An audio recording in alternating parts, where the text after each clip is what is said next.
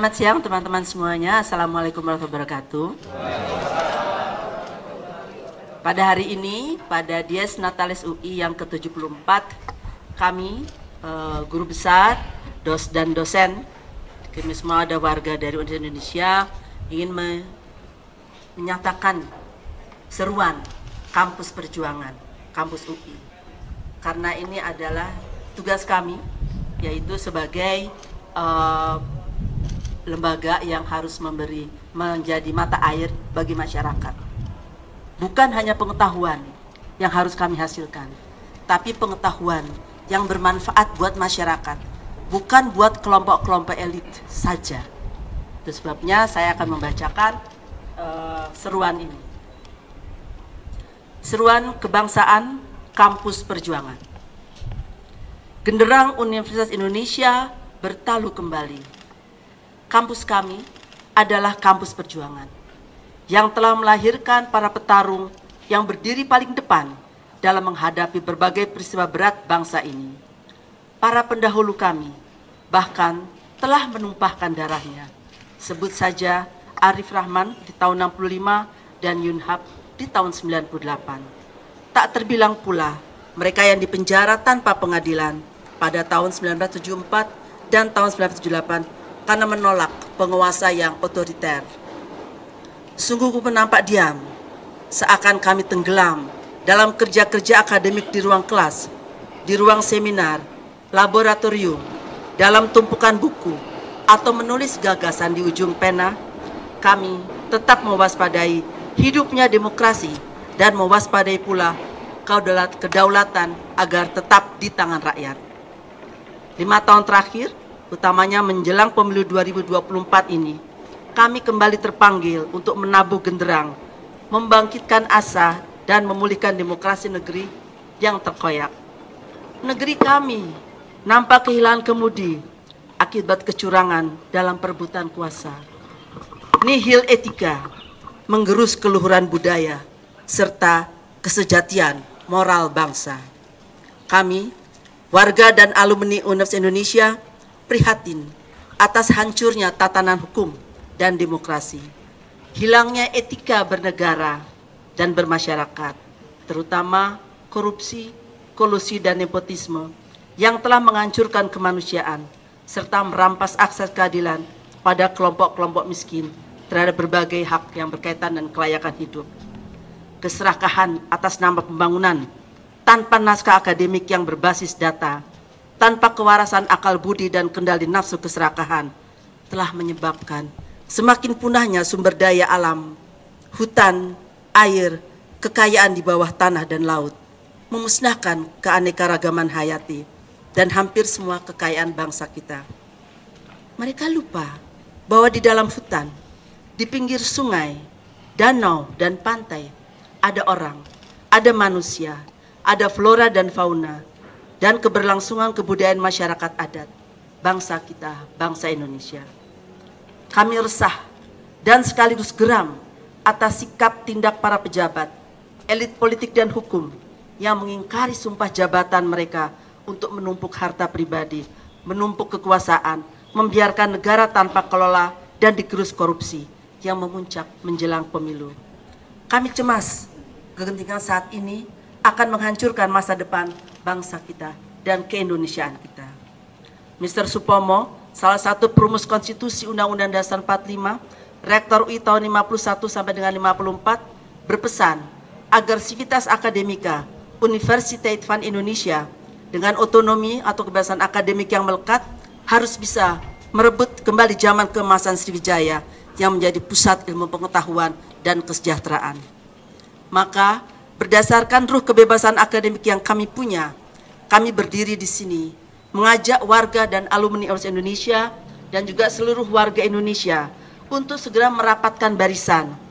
Pertama, mengutuk segala bentuk tindakan yang menindas kebebasan berekspresi. Kedua, menuntut hak pilih rakyat dalam pemilu dijalankan tanpa intimidasi, tanpa ketakutan, berlangsung secara jujur dan adil. Tiga, menuntut agar semua ASN, pejabat pemerintah, TNI dan Polri bebas dari paksaan untuk memenangkan salah satu paslon. Yang keempat, menyerukan agar semua perguruan tinggi di seluruh tanah air mengawasi dan mengawal secara ketat pelaksanaan pemungutan suara serta penghitungannya di wilayah masing-masing. Mari kita jaga bersama demokrasi dan negara kesatuan Republik Indonesia yang kita cintai dan banggakan. Depok, 2 Februari 2024. Billahi taufik wal hidayah. Wassalamualaikum warahmatullahi wabarakatuh. Seruan Salemba 2024 yang akan diwakili oleh Universitas Indonesia dan Jabodetabek akan dibacakan oleh Profesor Sulistiyowati Irianto dari Universitas Indonesia, Profesor Fakultas Psikologi MSI, dan Dr. Ubedillah Badul, perwakilan dari UNJ. Para guru besar, dosen, mahasiswa, tokoh-tokoh masyarakat, 25 tahun yang lalu di kampus ini, Salemba, kami meneriakan reformasi. Setidaknya ada Profesor Ahmad Tahir, Dr. Sonar Panigoro, Bang Faisal Basri, dan banyak teman-teman lain. Saya tidak menyangka bahwa hari ini kami masih harus meneriakan hal yang sama. Kami bertiga berupaya ingin mengabstraksikan apa yang kita bicarakan dari tadi ya. Seruan Salemba 2024. Tegakkan konstitusi, pulihkan hak kewargaan dan peradaban berbangsa. Kami, para ilmuwan, merupakan warga negara yang memikul beban kepemimpinan moral dan intelektual. Kami memiliki sikap politik yang dilandasi oleh kebenaran ilmiah dan kepekaan sosial akan kebutuhan segenap warga, serta melakukan penilaian kritis atas kebijakan publik agar tetap mengacu pada nilai-nilai dan spirit pendiri bangsa, yaitu Pancasila dan Konstitusi.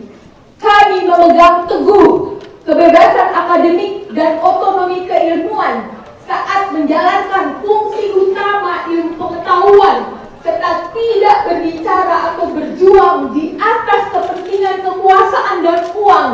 Kami bersuara sebagai gerakan moral dan intelektual. Dengan ini, kami menyampaikan pendapat akademik kami atas situasi nasional dan implikasi luasnya bagi kehidupan bermasyarakat, berbangsa, dan bernegara. Pertama, konstitusi mewajibkan presiden sebagai kepala negara dan kepala pemerintahan untuk berdiri di atas semua golongan tanpa terkecuali. Namun, amanat konstitusi tersebut tidak dilaksanakan semata demi kepentingan kekuasaan.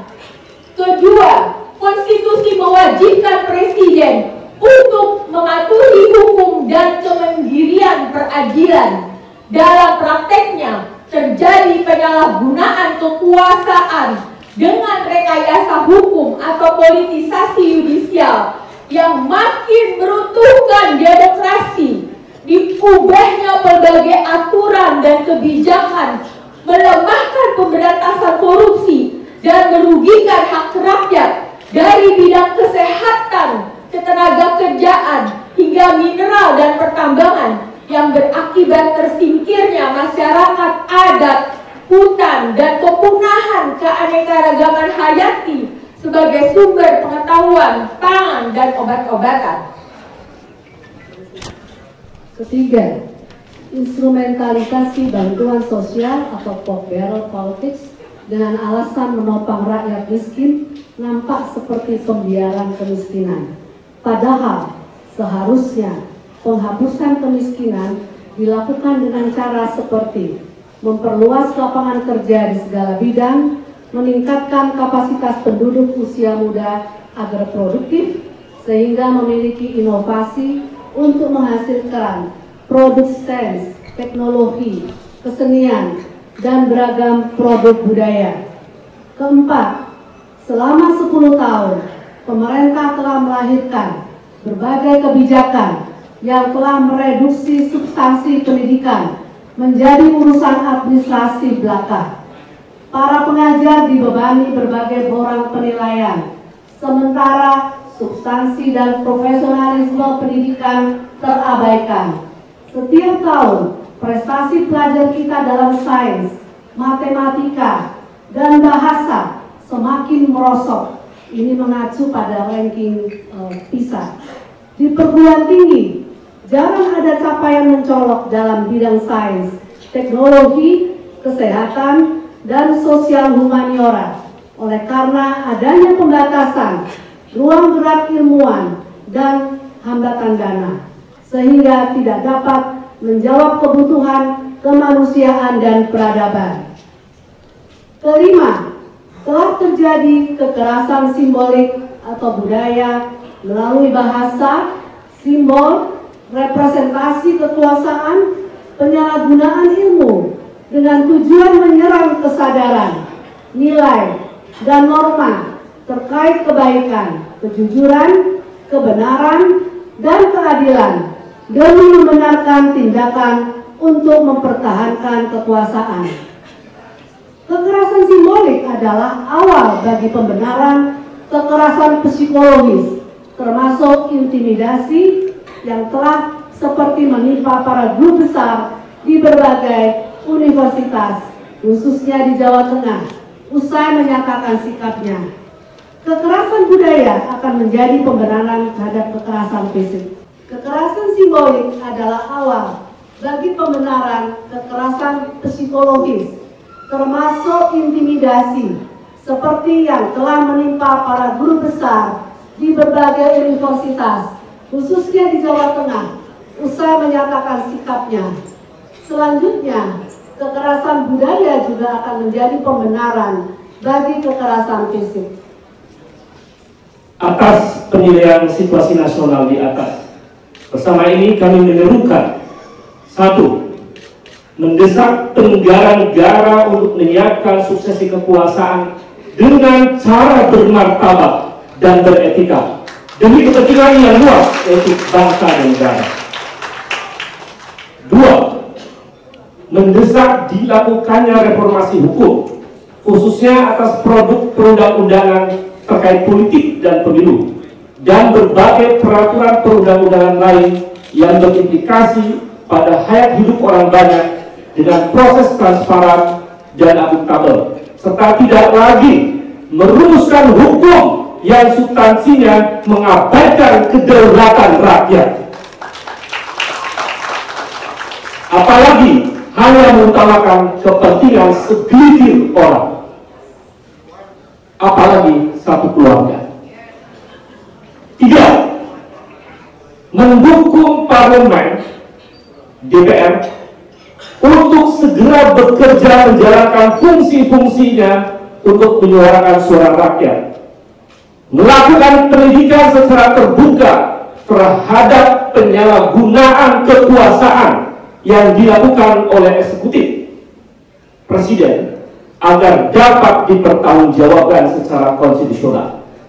Sekali lagi, mendukung parlemen untuk segera bekerja menjalankan fungsi-fungsi menyuarakan suara rakyat, melakukan penyelidikan secara terbuka terhadap penyalahgunaan kekuasaan. 4.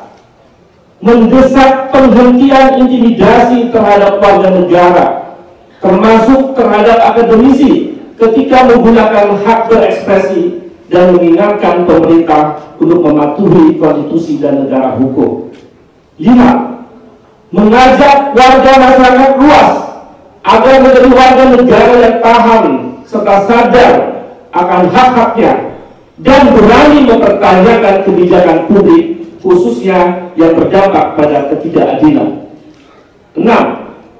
Mengajak kepada seluruh ilmuwan dari Sabang sampai Merauke untuk tetap bekerja keras menghasilkan ilmu pengetahuan demi Republik ini yang bermanfaat bagi kelangsungan hidup berbangsa dan bernegara, dengan mengutamakan nilai etika, moral, serta budaya luhur yang diamanatkan oleh para pendiri bangsa. 7. Menyerukan kepada seluruh komponen bangsa untuk menjadikan korupsi dan nepotisme sebagai musuh bersama. Demikian, terima kasih.